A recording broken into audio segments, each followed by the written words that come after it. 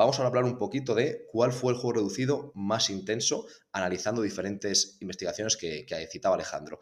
Y de nuevo se pone en valor o se debe indicar que depende del equipo, que depende de la categoría, del equipo, el nivel técnico, depende de muchas cosas, ¿vale? Pero lo que ellos encontraron era que siempre se da por supuesto que el 1x1 era el más intenso, pero realmente, dependiendo de la situación, el 2x2 estaba muy cerca y de hecho había investigaciones que yo leí hace tiempo en el que el 2x2 a toda pista era el más intenso a nivel de frecuencia cardíaca, pero en este caso era...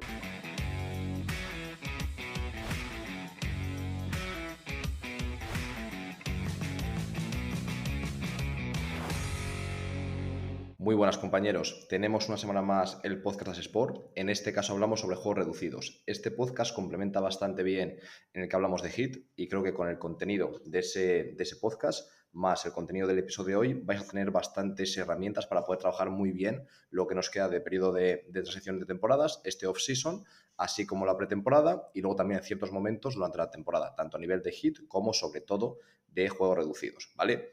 Entonces, deciros que he basado este podcast, la información, principalmente, casi exclusivamente, en el módulo de Alejandro Vaquera sobre desarrollo de la resistencia en pista mediante juegos reducidos del máster en proceso física en baloncesto de As Sport, ¿vale? Tenemos también otra formación, creo que ya lo sabéis, que la hizo Arturo Ruiz y que está también súper bien en nuestra plataforma de educación. Entonces, si os interesa mucho, podéis entrar o al Learning Lab en el que aprenderéis de Arturo o en el máster donde tendréis este módulo concreto, en parte impartido por Matías Hurt, un compañero argentino que está ahora mismo en Polonia, cooperador físico, y también con Alejandro Vaquera, que tiene un módulo que realmente es muy, muy bueno, a nivel personal lo puedo decir, que me gusta mucho.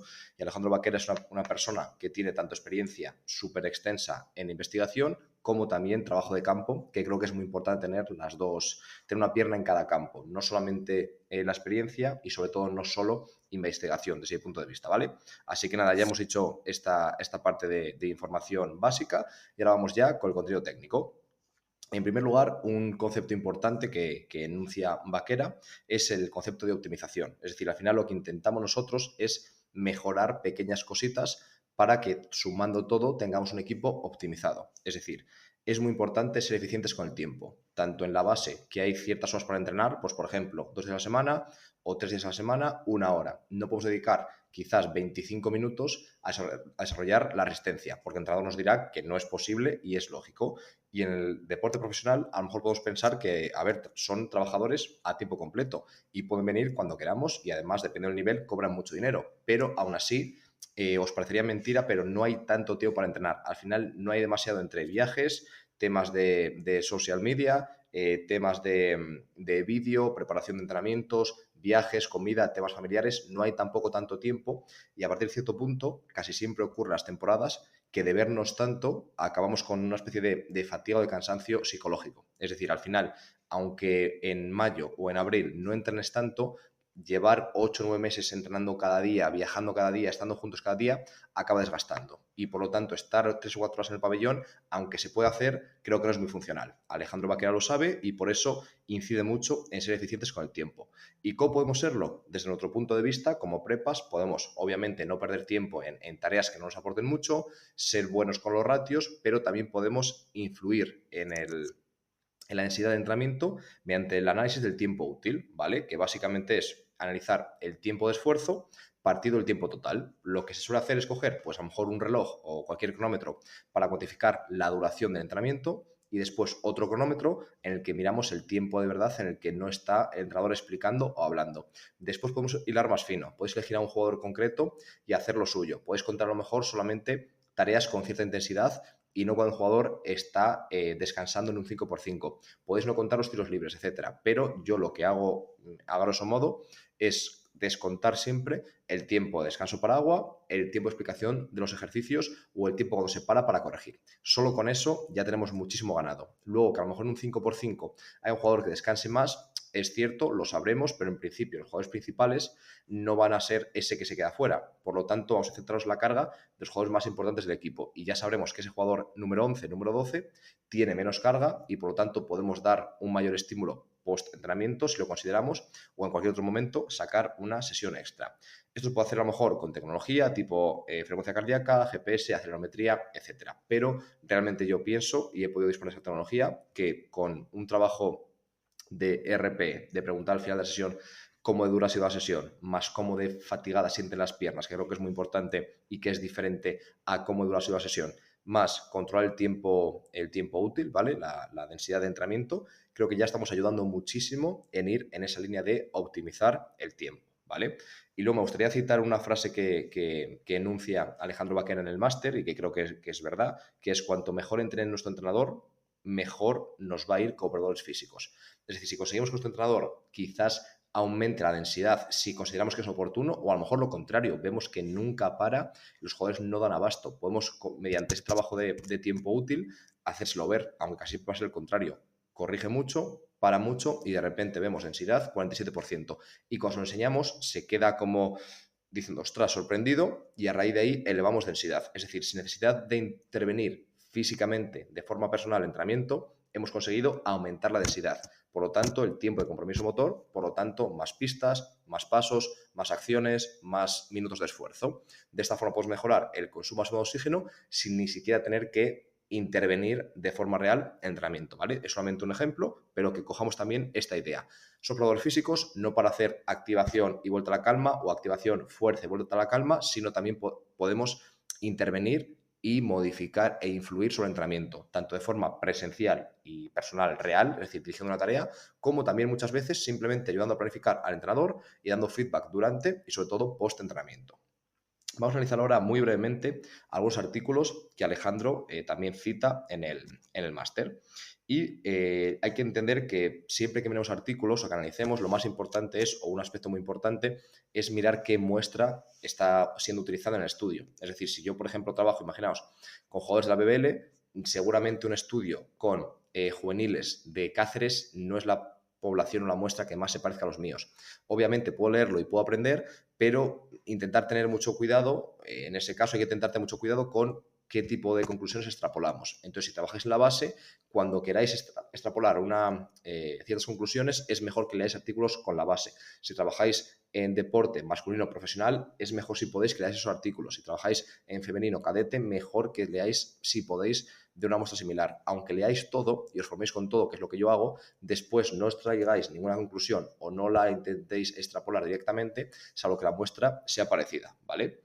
Después, ¿qué encontraban? Que la RPE es las variables más estudiadas, es decir, hasta equipos que tienen muchísimo presupuesto, y citaba un estudio del Manchester United de fútbol, en el que la RPE estaba súper relacionada con la distancia total recorrida por entrenamiento. Es decir, hasta gente que tiene millones y millones de euros de presupuesto, no sé si hasta miles de millones quizás, utilizan la RP, que es algo gratuito, pero que es muy, muy útil. Y luego es importante nunca caer en la parálisis por análisis. Y en relación a esto, citar, por ejemplo, una frase que creo recordar que era de Einstein, pero no estoy seguro, que era: no todo lo que se puede medir es importante y no todo lo importante se puede medir. Es decir, al final tenemos que intentar dedicar el tiempo a lo que sabemos o creemos que va a mejorar el rendimiento del equipo, no simplemente estar ocupados para sentirnos ocupados, ¿vale? Entonces hay que intentar saber qué variables son las más importantes y después qué debo filtrar al entrenador. No todo el contenido es importante y no todo lo importante para mí lo es para el entrenador o debe ser filtrado al entrenador, ¿vale? Y en relación a esto, a cuál es la comunicación con el entrenador, es interesante un estudio que cita Alejandro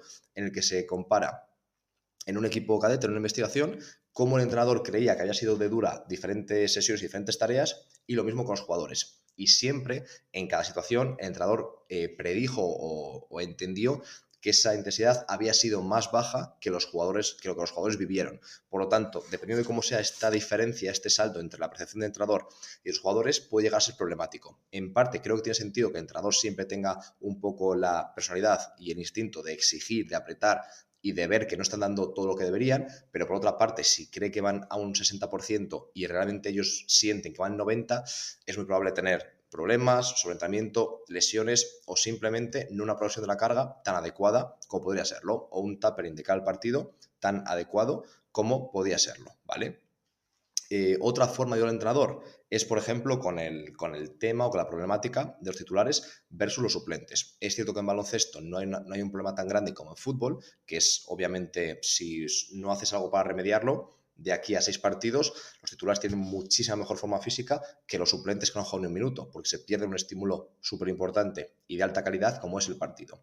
En baloncesto es raro que alguien no juegue nada, pero obviamente se puede dar. Y el que juega 30 minutos respecto al que juega 0, al cabo de 3 o 4 semanas están totalmente en un estado de forma diferente.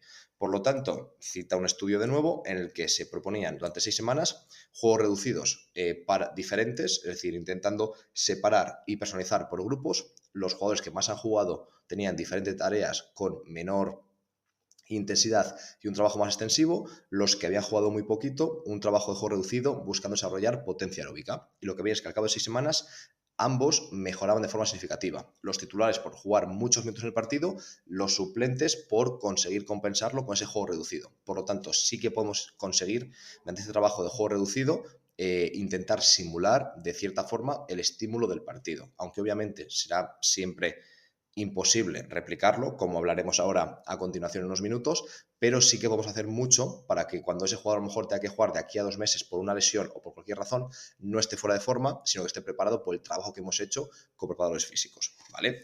Vamos ahora a hablar un poquito de diferentes estructuras, no me voy a meter mucho porque en el máster está explicado mucho mejor con ejemplos, con imágenes, con representaciones gráficas que queda mucho más claro que aquí por audio, pero solamente para tocar ciertos puntos que creo que son interesantes. Uno de ellos, por ejemplo, es la comparación del 3x3 versus el 5x5 a media pista. Y la muestra era baloncesto formativo, ¿vale? Entonces, en principio, creo que ocurrirá así en muchas otras disciplinas o muchas otras categorías, mejor dicho, pero que sepáis que solamente sabemos que es así al 100% en este equipo en ese momento temporal, ¿vale? Pero encontramos que el player load era mayor en el 3x3 que en el 5x5. Por lo tanto, ya es interesante saber que cuando queremos aumentar la intensidad, suele tener sentido disminuir el número de jugadores, es decir, intentar aumentar la cantidad de metros que cada jugador debe recorrer, entre comillas, en esa tarea, ¿vale? También hablar un poco de juegos reducidos versus HIIT. Como sabéis, hace tiempo hicimos un episodio sobre HIIT. Yo creo que es interesante, sobre todo en el periodo de off-season, en pretemporada, en ciertos contextos también, y creo realmente que es muy, muy, muy difícil conseguir el mismo desarrollo físico, el mismo estímulo con un juego reducido que con un HIIT. Yo lo he experimentado, lo he probado mucho, me gusta el trabajo de juego reducido, creo que es necesario, pero porque te da otras cosas, pero creo que no hay nada que pueda conseguir igualar la intensidad de un HIIT bien preparado, controlando la carga y haciendo que el jugador se esfuerce, ¿vale? En esta investigación, por ejemplo, encontraban mejoras físicas similares, eso es cierto, y además encontraban mayores mejoras técnicas en el juego reducido, como es lógico, porque tiene más componentes técnicos, que es lo interesante, mejorar técnica y tácticamente mientras se mejora físicamente. Creo que es poco realista esperar la misma mejora física, pero muchas veces una mejora a lo mejor de un 80-90% de la que conseguiríamos con el HIIT nos vale porque mientras mejoramos a nivel técnico y táctico, ¿vale? Perfecto. Vamos a hablar un poquito de cuál fue el juego reducido más intenso, analizando diferentes investigaciones que citaba Alejandro. Y de nuevo se pone en valor o se debe indicar que depende del equipo, que depende de la categoría, del equipo, el nivel técnico, depende de muchas cosas, ¿vale? Pero lo que ellos encontraron era que siempre se da por supuesto que el 1x1 era el más intenso, pero realmente, dependiendo de la situación, el 2x2 estaba muy cerca y de hecho había investigaciones que yo leí hace tiempo en que el 2x2 a toda pista era el más intenso a nivel de frecuencia cardíaca, pero en este caso era el 1x1, solo superado por inferioridades y superioridades, donde la frecuencia cardíaca era el mayor valor, ¿vale? Y luego es interesante, y él mismo, Alejandro Vaquera, y ese estudio era suyo, pero aún así lo criticó, debe siempre compararse a igualdad de tiempos. Es decir, no podemos decir, por ejemplo, 1x1, un minuto, y lo comparamos con un 5x5, 10 minutos sin parar. Obviamente no está igualado a nivel de tiempos, ¿vale? Pero simplemente que pongamos un poco el foco en que no solo las igualdades son importantes y nos dan un plus en cuanto a estímulo físico, sino que superioridades e inferioridades son muy agresivas, sobre todo en función de cuánto tiempo demos para las transiciones. Es decir, superioridades e inferioridades con posesiones muy cortas, así que hay que recorrer rápidamente el campo para intentar neutralizar esa inferioridad o intentar aprovechar esa superioridad, nos da muchísima intensidad. Por lo tanto, que lo tengamos en cuenta, ¿vale? Siguiente punto, lo que dijimos hace unos cuantos puntos atrás. Entrenamiento versus partido, ¿cómo es la intensidad? Y como dijimos en el caso de los suplentes, es muy difícil emular esa falta de estímulo competitivo. Y de hecho los estudios ven que hay diferencias brutales, pero enormes, en intensidad entre el entrenamiento y el partido. El 5x5 entrenando tiene mucha menos frecuencia cardíaca que el 5x5 en competición. En parte simplemente por la tensión. Es decir, un jugador cuando juega un partido, desde que sale del hotel hasta que está yendo al pabellón, ya es diferente. La sensación, la tensión, el estrés, frecuencia cardíaca, simplemente antes de empezar, ya es diferente. Por lo tanto, eso es muy, muy, muy difícil de simular y a lo mejor es que a lo mejor ni siquiera nos interesa, porque no queremos que esté el sábado, por ejemplo, o el viernes en nuestra casa cuando entrenamos todo el día estresado para ese entrenamiento. Quizás no tenga sentido, no lo sé, pero simplemente decir que es muy complicado conseguir llegar a ese nivel y simularlo. ¿Cómo podemos intentar hacerlo? Por ejemplo, con marcador. Obviamente, en cuanto pones marcador, compiten más. Perfecto, eso es algo obvio. También premisas, a lo mejor que pongamos. También los típicos constreñimientos, ¿vale? Pues ahora hay que meter balón dentro, ahora hay que anotar los primeros 14 segundos. Y yo lo que siento y lo que he visto con entrenadores trabajando con, por suerte, he trabajado con muchos entrenadores diferentes y creo que es por suerte porque he aprendido muchísimo de gente diferente, he mejorado mucho a la hora de tener que adaptarme a diferentes entrenadores y de ver diferentes formas de trabajar. Pero algo que he visto es que el entrenador que imponga, que sea duro, que imponga respeto a los jugadores, dispara la intensidad. Es una cosa que es casi imposible de igualar con nada. Entonces, un entrenador que les hace ir a cuchillo, que les hace ir al límite, dispara la intensidad. Y cualquier juego reducido, a media pista, a toda pista, lo que sea, yendo al límite, dispara la intensidad. Y os pongo un ejemplo. Un 5x5 media pista, que en principio no es tan duro. Pero si un jugador se he repasado, por ejemplo, en un 1x1 y el entrenador para el entrenamiento y le cambia y mete a jugador del segundo equipo, como diciendo, tú no tienes el nivel para jugar aquí. Cuando ese jugador vuelve a entrar, machaca a su rival, o sea, lleva a su compañero al límite. Como el compañero no quiere quedar mal tampoco, eleva más el nivel. Y así, siempre y cuando controles medianamente bien las faltas, haces que la intensidad se dispare y esté casi en la del partido. Porque yo lo he visto, unas intensidades brutales de golpes, de codazos, de también intensidad en el buen sentido de jugar limpio, pero realmente queriendo rendir y un poco de miedo a ser ese justo el tío que lo hace mal. Entonces eso lo he visto en diferentes equipos y creo que llevándolo bien y en el buen sentido es una forma espectacular de conseguir entrenar como se juega, entrenar con intensidad. Y es la forma en la que creo que debe hacerse. Por lo tanto, si el entrenador no es partícipe de estos juegos reducidos, creo que es muy difícil llegar a esa intensidad. Habría que probar constreñimientos, habría que probar normas, pero siempre que el jugador no se quiera esforzar, todo lo demás pierde el sentido. Y no me refiero a que no quiera en el sentido de que le dé igual, sino que cualquier persona, si no te estresan, si no te llevan al límite,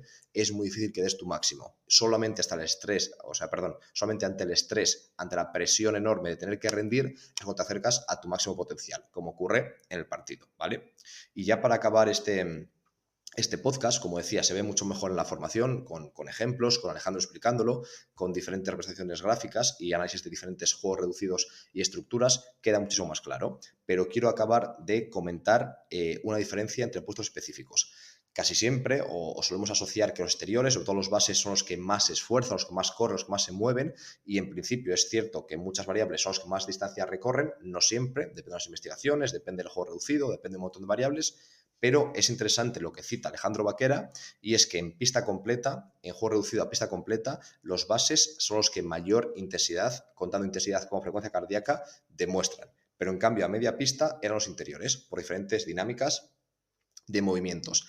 Por lo tanto, ¿a qué voy con esto? A que si nuestro entrenador le encanta jugar a media pista, bloqueo directo, poste bajo, bloqueo directo, a lo mejor estamos reventando nuestro pivot casi sin darnos cuenta. Y a lo mejor si nuestro entrenador lo que le gusta defender es en zona, estamos casi relajados cuando estamos jugando ese tipo de juego reducido. Por lo tanto, saber estos detalles nos ayudan a complementar la carga en el caso a lo mejor de que no tengamos intensidad suficiente o dar de vez en cuando rotaciones a los pivots porque nos estamos cargando. Y si nuestro pivot de 110 kilos, 115 kilos va muy al límite durante muchas semanas, es probable que tengamos ciertos problemas a nivel articular, a nivel óseo, etcétera, etcétera. Nada, deciros simplemente lo que os comenté al principio, que os interesan estos dos temas, tenemos mucho más en Learning Lab, tanto de HIIT como de juegos reducidos, etcétera. Y si alguien quiere aprender lo más específico de preparación física en baloncesto, lanzamos a finales de septiembre, abrimos la prescripción y en octubre arranca la tercera edición del máster en preparación física en baloncesto. Ya puedo confirmar, hasta ahora no hemos querido hacerlo, pero ya puedo confirmar que 100% va a salir. Tenemos nuevos docentes, tenemos docentes de los años anteriores confirmados y diferentes propuestas muy interesantes de diferentes profesionales. Más visiones, para intentar que salgáis de ese máster, intentar no, vais a salir 100% preparados para llevar vuestra preparación física en vuestros equipos. Todas las áreas que pueden influir, todas las áreas que os pueden dar una ventaja van a estar dentro, como ya lo han estado, pero además complementadas con diferentes visiones de diferentes prepas de diferentes ligas del mundo, ¿vale? Así que nada, compañeros, cualquier duda, cualquier comentario, cualquier cosilla, nos escribís y como siempre lo resolvemos. Venga, un abrazo.